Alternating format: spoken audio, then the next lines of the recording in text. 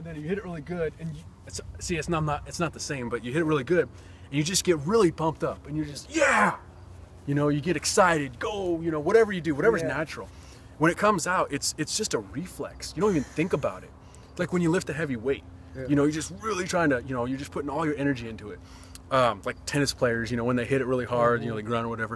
And everybody has their own thing. So I got really pumped up, and I'm not normally like that, you know?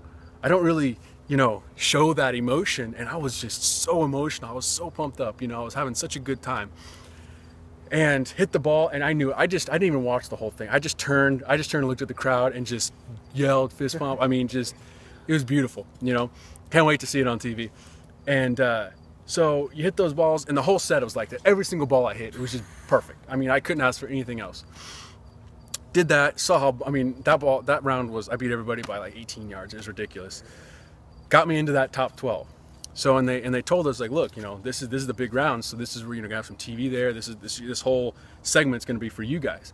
So let's get, you know, let's make it fun. Let's get emotional. Let's, you know, let's show your emotion. Okay, you know, that's been kind of natural for this time. So we go out there, and you know, the winner's bracket goes, and the wind's shifting a lot.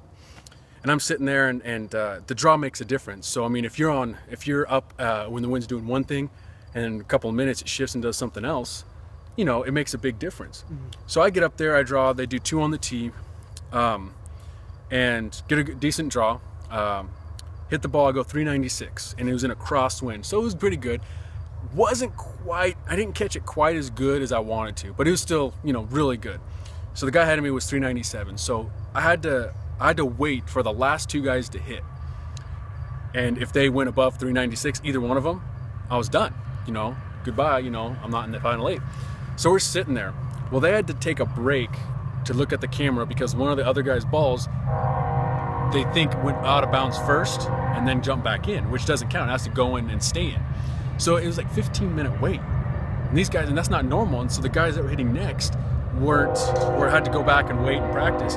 And that time the wind shifted 3 times. I mean, it could have little downwind, little crosswind, no wind. So it, to a certain extent, it really did, it helped.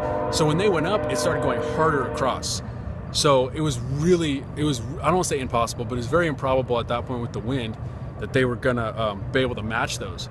So we're sitting next to each other, and we're both just nervous. I mean, you know, we're sitting there, they're making us watch. So we're sitting there watching. And every time they hit a ball, we're just like, you know, oh my God, like, that's a good ball, you know? But then you see the numbers, it's not good.